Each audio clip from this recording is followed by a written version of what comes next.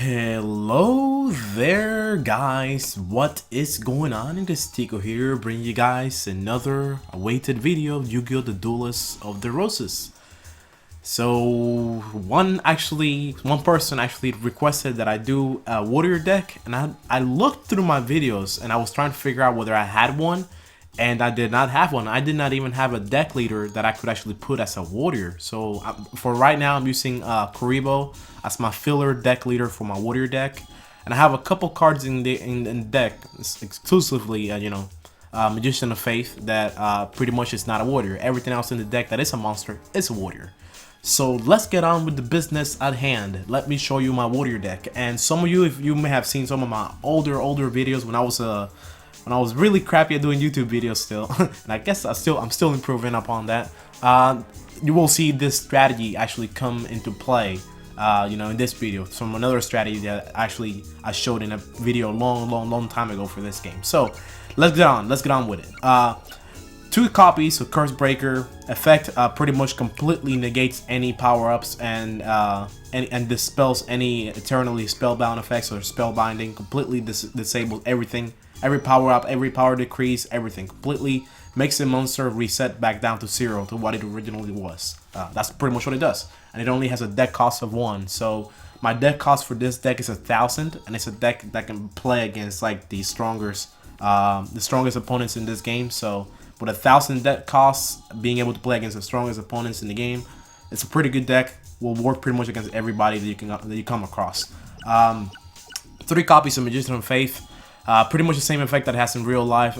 In this game, when you flip it up, it pretty much puts a spell back to your summoning area. That means right next to your deck leader, and then it can only be activated if you have control Magician of Faith that turn. So you gotta control Magician of Faith to be able to activate the spell card that you bring back, and that's pretty much it.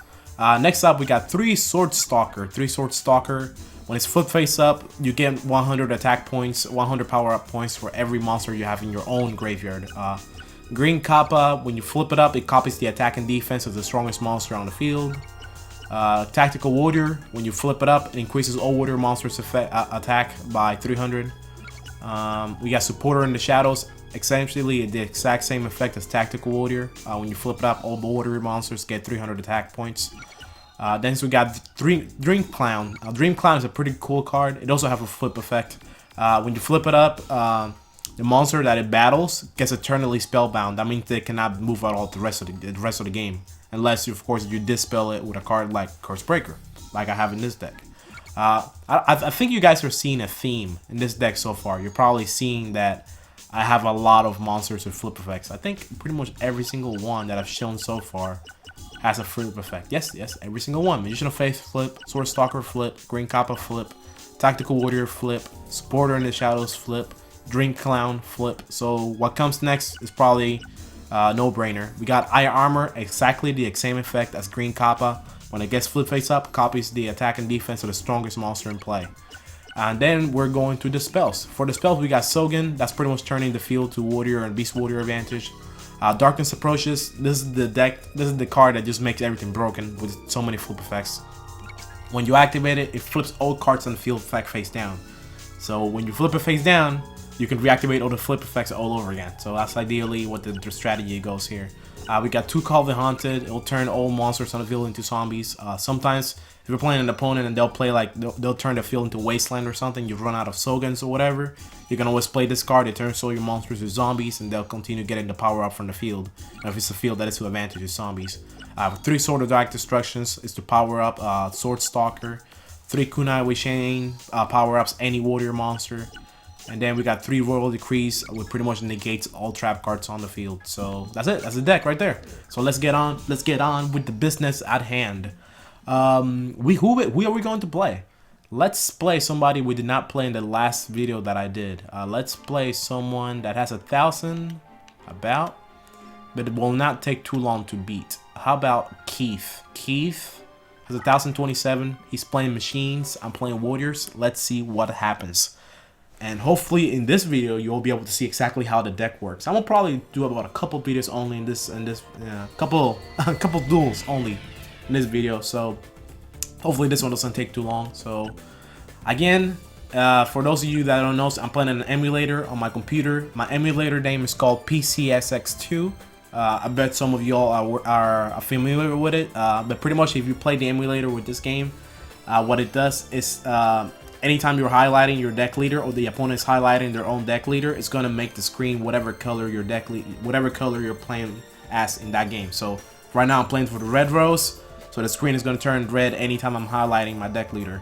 So the opponent's is gonna turn like light blue or something. But let's get on with the business at hand. What do we have? What do we have in our hand? We have we got Curse Breaker, Dream Clown. Let's move forward. And let's try to dump stuff that we won't need. Curse Breaker goes away.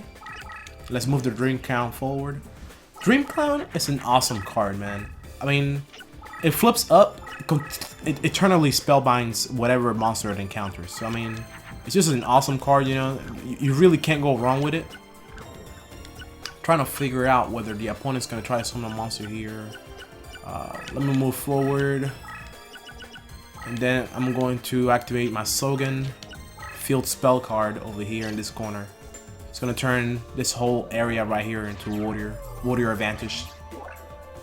And then I'm going to move my Dream Clown. I keep calling it Dream Warrior for some reason. I think of a warrior, man. It's just such a good card. It's just a good effect, you know. That's all I can think about.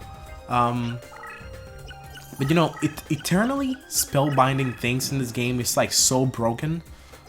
Like, I don't even know how it's fair having cards like that in this game. But, you know, they exist, so what are we gonna do? Wow, I got a lot of equipped spells. Let's end my turn again. By the way, I did not attack with my Dream Clown because if I attack and the monster is stronger than me, my Dream Clown is going to be destroyed. So, you never want to attack with it, even though it has that effect of eternally spellbinding. If you attack with it, it will eternally spellbind whatever you attack. But if you attack the monster, the battle phase will still go through. So if the monster is stronger than yours, the Dream Clown is going to be destroyed. So that's why we don't want to just, you know, randomly attack for no reason. Okay, so let's see what we got here. You know what? I'm going to be like absolutely like douchebaggy right now. I'm going to move my Dream Clown back one space, and I'm going to activate all three on my Kunai chains. I don't even know why I drew so many. I'm gonna put all three of my Kunai chains on Dream Clown right now. Now you might be thinking like, why are you doing that? That's just stupid. You guys will see exactly why I'm doing it. The basic strategy of this deck is just power up one monster as much as you can. Just go ham and just power up that monster as much as you can. If you do that, the rest of the deck will just work. You know. That's all you gotta do. You just gotta like power up one monster as much as you can, and the rest of the deck will just start working. Let's see here. What do we have in our graveyard? I think check the graveyard is here, right? I want to bring back that Sogen's field spell. So I'm gonna put my Magician of Faith over here. By the way, the reason why I am putting my Magician of Faith in this corner right here is because I want the field spell to appear like on this side. So I think I'll keep the Magician of Faith there now. I'll move my Dream Clown over here. And that way, what I'm doing is I'm making it to where the only space where the field spell card will pop up when I activate Magician of Faith effect is the only space that's going to be free. Like all these spaces around me, they're taken. These ones are taken by Labyrinth. And this one right here will be taken by Magician of Faith when I activate it, so Labyrinth. So the field spell card will reappear in one of these two spaces right here that are open right next to my deck leader. So Magician of Faith, activate the effect, get back Sogen, and it's going to pop up right in front of my deck leader. There we go. I want it there because I want to move it on this side, and I want to activate it right around here. That way I can turn this side over here into like warrior advantage as well. You know, strategy. That's how you win this game. Okay, so my monster is 3,500. We got another Dream Clown. A cool thing I want to note before we begin, like just doing like silly stuff. It's these two monsters, Eye Armor and Green Kappa, they will copy whatever stats are of the strongest monster on the field at the moment. But for example, if I activate my Green Kappas, if I summon them, and I summon them in the Sogen field, you know, the field that's already to their advantage since they're already warriors, first they gain the power up from the field, and then they gain the power up from their effects. And so their effects will make them 3500. For example, if I activate it right now, while they're in the Sogen field, their attack, if for example, if I summon one of them right here in the Sogen field and I activate their effect, they will become 3500 attack. But if I move them to the Wasteland field, they will lose 3500 and become 3000 because they'll lose the power up from being in the Sogen field, of course. But if we activate their effects in a field that's not advantageous to them, for example, if we activate their effects right here, let's do it right here, Eye Armor, we activate the effect, it's going to copy the effect, of course, right? It's going to copy it right there. It's going to copy the 3500. But now, if we move to the Sogen field, it will gain an additional 500. So you want to activate their effects wherever they have the least advantage. That way, whenever they move into another field that gives them an advantage, they get an additional 500 on top of their effects. So, you know, just keep that in mind. You always want to activate their effects in a field that's not advantageous to them. That way, they'll get the actual power up from going to a field that is advantageous to them. Otherwise, their effect and the field power up overlaps if you activate them while they're in that place. So yeah, never use their effects while they're in the Sogen field. Otherwise, they won't gain an additional power up. They'll just lose it whenever, you know, they'll just lose 500 whenever they move off it. So, you know, but now if we move into it with them, you know, they'll gain the 500. So I guess it's just a big explanation. I don't know, maybe you guys understand what I'm talking about, but anyways, let's just attack this monster. I want to get it out of the way. Oh my god, this monster is strong. I remember, it's gonna kill everything. No, effect activated. No, I knew it. I just knew it. Oh my god, that happened. Blast Juggler. The effect of that card I remember very well. It's like Blast Sphere in this game. If you destroy it, it destroys all spaces around it, every single card around it. So if it's like right here, it'll kill everything that's around all these spaces. Every space that's touching that same space from the corner. So everything that was there was destroyed, including my Green Kappa. I think it was it the Eye Armor that I summoned? The Eye Armor. That was the one I summoned. But it doesn't matter, guys. It doesn't matter. I will still win. I promise you. Reason why is that I still got my Sword Stalker in my deck. And we'll still have Dream Warrior as well. Dream Clown. Man, keep calling it Dream Warrior. First things first, let's summon Dream Clown. And let's put it right next to this. Let's move this over here and turn. I'm waiting for my Darkness approaches right now. He attacks. His card gets spellbound. Gotta be careful with a Blast Juggler.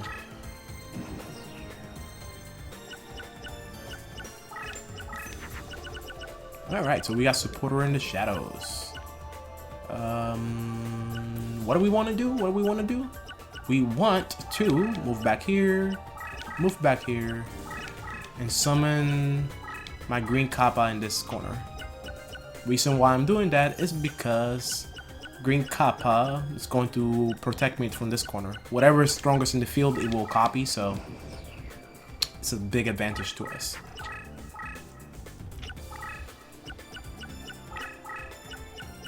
Okay. Limit to removal, that's good. Powers up everything. So that's a machine over there, that's a monster. So now my Green Kappa will copy whatever this card's attack, or maybe if there's another stronger card on the field, will copy that as well.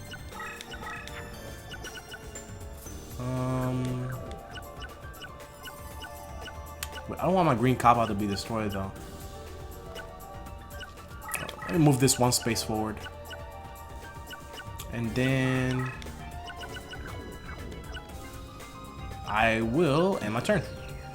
I'm not summoning anything right now because I don't want to like waste my monsters in my hand. I want to see what that monster is right now. Copies attack and defense. Yes, yes. Awesome, man. Awesome. Alright, we got this. We got this. Whatever the strongest monster in the field was, it was less than this. So, now that we know that, we can start powering this thing up. So see, Green Kappa moves into the Sogen field and it gets an additional 500. Because we did not activate this effect on the Sogen field. So next up we got... Let's move this here and activate it already in this corner. We can turn all this corner into my field.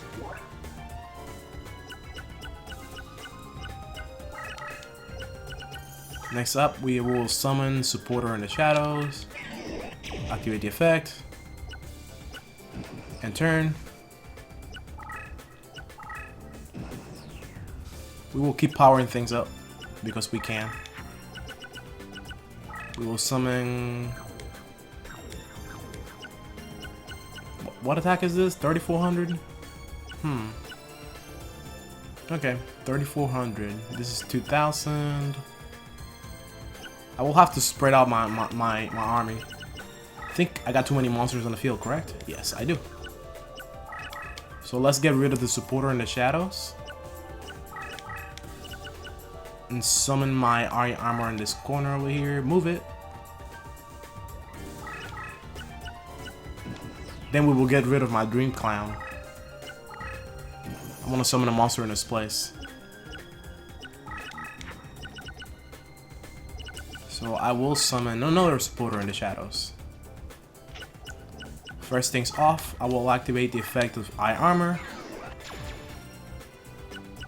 I want to copy the attack of Green Kappa, so it becomes 3400 as well.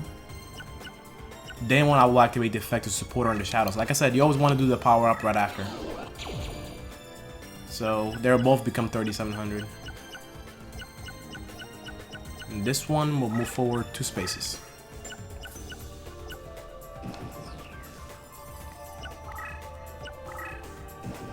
Try to decide if I want to put a monster in that corner. So what do we got in our hands? Alright, we got that. So we got these 2 right here.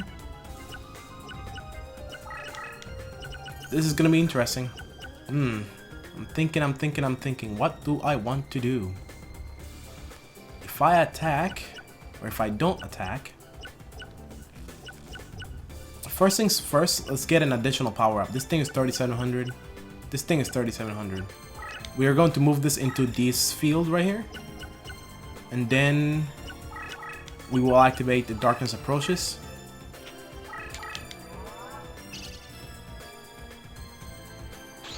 Flip both of them down. Well, everything down. Then we will activate the effect of 2 Supporter of the Shadows. Alright?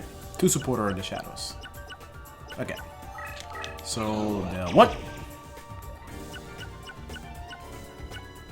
And the 2.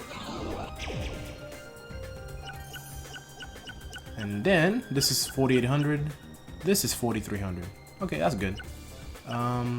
Then we will attack this. And they will copy the 4800 the other one has. There you go. So, I guess you guys are kind of seeing where this is going. But anyways, I won already. You win. And that was a pretty slow uptake because I got slowed down by that Blast Juggler. That is really the only thing I gotta like watch out for with this deck. Oh wow, I got almost 3 Machine Factories in a row. By the way, it was funny. I was like testing out this deck like a couple duels before I started this video, and I clicked the button at the same time I was playing against Pegasus, and I got 3 Bikuri box in a row when I clicked all 3 buttons at the same time, like just randomly. 3 Bikuri box, and then I got, you know, this special card. I got the Skull Knight. So I thought that was pretty cool. So Bandit Keith is gone. Now let's try somebody else that has like 1,000 something. Let's try somebody that's really hard, actually. Somebody that people don't really like in this game. Let's try against Mai. Nobody likes Mai, especially at the very beginning. She's a very aggressive opponent to play against. Especially since this field is pretty much mostly like 80% mountain. So she has like the total advantage in this. We got a Sogan early on. We do not. But we do have a Dream Clown. Let's dump that. And let's move Dream Clown forward. By the way, when playing as Mai, it's very important to have Royal Decree. Like the two main things when playing as Mai, you want to have Royal Decree, and you want to have what do you call it? And you want to have something to change the field to your advantage. Because without Royal Decree, it will be a pain to beat her. Alright, so let's dump this and put the Royal Decree there. And the reason why you want to have Royal Decree is because Mai has a lot of traps, like a whole lot, you know. She's not a fun character to play against. Especially at the very beginning when you have like a very weak deck. Yeah. She's very annoying to play against. Alright, so she's moving to the side and she attacks. And I activate my effect. That's eternally spellbounded. You can't do anything with it anymore. So now, I hope I draw Darkness Approaches. Nope, I do not draw Darkness Approaches. Okay, so she has a monster there. I guess for now... Have I activated the spell yet? I have not.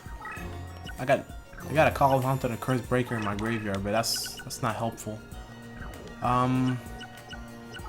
For now, I'm going to dump these two.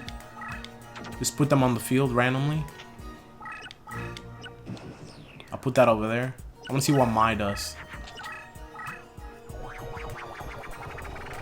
She's probably going to attack my Dream Clown. I left it face up and attacked just to baited her into attacking. So it's just a punished eagle.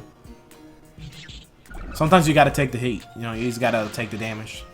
So that's spellbounded now. A little bit of damage is nothing. If it means you're going to win.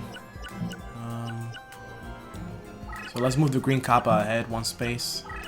Let's move this here. And then let us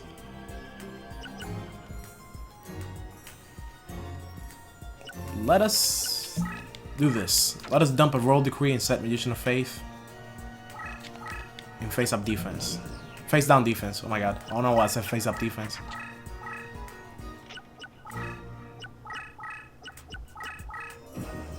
Alright, so there we go. Okay, awesome. We got this. First things first. We got a Darkness Approaches.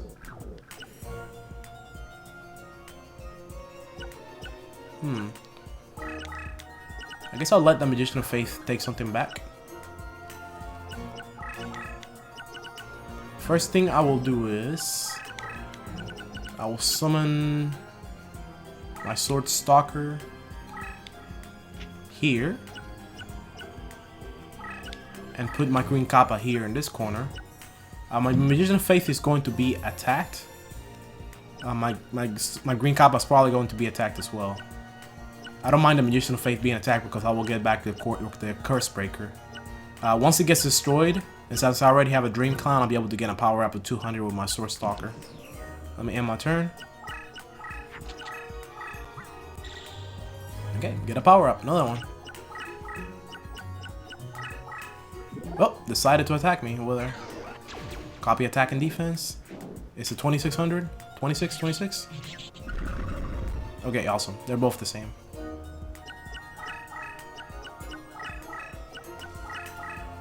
So he moves back. So I have more in the grave. Okay, so Sword Stalker. Let's give you a few power-ups. Okay, good. Next up, we will activate Magician's of Fate effect to get back a Sword of Dark Destruction.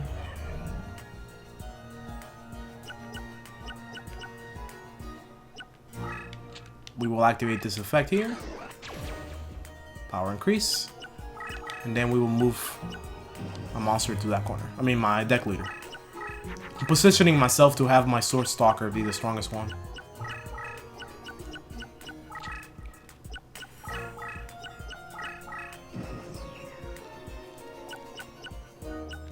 think I will have to sacrifice that card.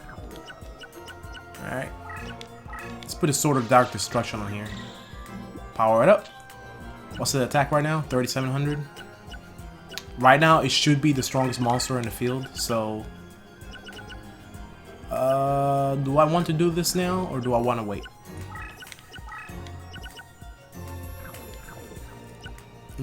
Should be the strongest one. But, let's go ahead and just... yeah. Let's go ahead and just make sure. Power increase. Let's make it 4,000 attack. And my turn. Let's see where the opponent goes. Play more cards.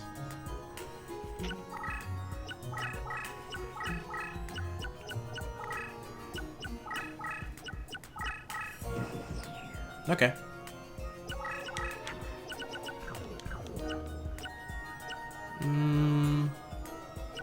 Alrighty. Let's activate the Sogen spell in the center. Let's make everything to my advantage. Let's move this over here to this corner. So if he decides to attack me, my Magician of Faith, I will have that. There.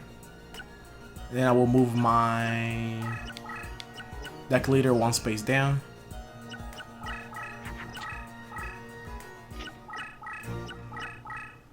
Okay, decided to attack me. Awesome.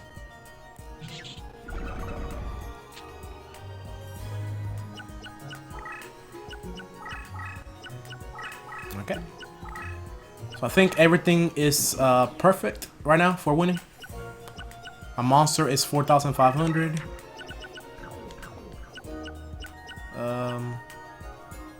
So why not?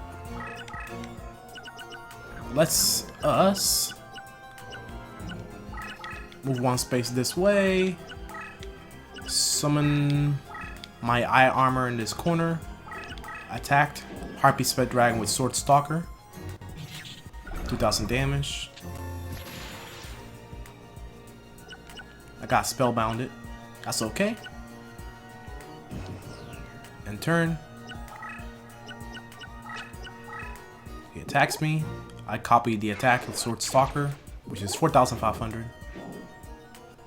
And your monster is destroyed. Now you have 500 life points left. I guess they don't learn.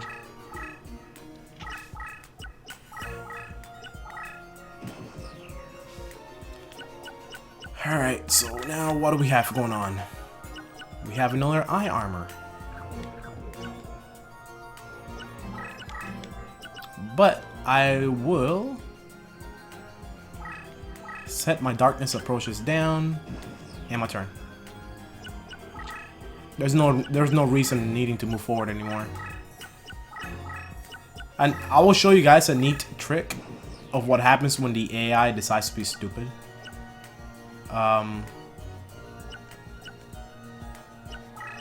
Let's see. First, I will put Kunai with Shane on Sword Stalker. Right? So Sword Stalker is right now 5,000 attack. Then I will activate my Darkness Approaches. Sets everything back face down again. Then I will flip my Sword Stalker, gaining an additional 300 attacks, so it's 5,300. Then I will activate a Tactical Warrior. Everything gains an additional 300, so it's 5,600 now. Now my eye armor is back face down, right? So my opponent should know what it is because the opponent already seen it. But if I move forward and I put it there, since it's face down again, a lot of the time the computer will attack it. This time they chose not to attack it, but I guess I was trying to make a point, but they decided not to. Let's see here. Do we want to move a space forward? Do we want to get back a field spell? Yes, we do. Let's get back that Darkness Approaches.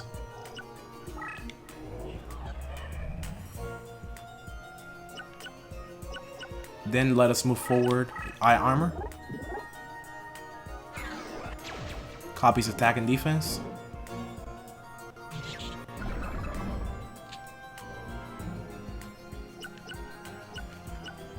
Then let us move forward 2 spaces with Sword Stalker. And let's start pushing the opponent into a corner. By the way, I could just finish this right now by attacking that monster that's spellbounded. I might just do that, you know. Because it saves me the trouble of having to get to the deck leader to kill it. Because the monster is eternally spellbound, it can't do anything. It just has to take the attack and it's in attack position right now. So, do I want to be a douchebag? First things first, before being a douchebag, I will summon another Tactical Warrior. Flip it up. Everything gains a power up. Then I will activate my Darkness Approaches. Everything gets set back down. Then I will activate the other effect of Tactical Warrior. And then I will activate the effect of Magician of Faith, get back Darkness Approaches again. And then I will attack with my Sword Stalker, that monster that is spellbounded. But I will actually put the display because I want to see the attack animation. And I will get an additional 300 attack because I have 3 monsters in my graveyard, I think. So it will be 6,500 upon attack. Power increase. 6,500. There we go. That's about 4,550 damage right there. I mean, so in one turn, I would have been able to just kill him if I just powered up one monster non-stop. And that is how strategy works, guys. This is Flip Warrior. That's what I call this deck, Flip Warrior. So if you have the cards, you know, available, you know, try the deck out. I mean, it's kind of cheesy because it's just power up, power up, power up, power up, power up, you know. And then you just get Darkness Approaches and Magician of Faith and you just keep that loop going, you know. So the opponent has no chance because anything they bring out, you can copy in attack and defense, and you just keep powering up your middle line. You just keep powering up one monster, you know, Sword Stalker ideally. And as long as you have the older monsters to keep powering everything up, you can keep copying, and becoming stronger. It's like one of the cheesiest like decks there is, honestly. And it works so well. But thank you guys for watching. Thank you guys for listening. Hopefully you enjoyed the deck. Let me know if you have any other decks, any other type of decks you want me to try out and want me to show. And I will catch you guys later. Peace.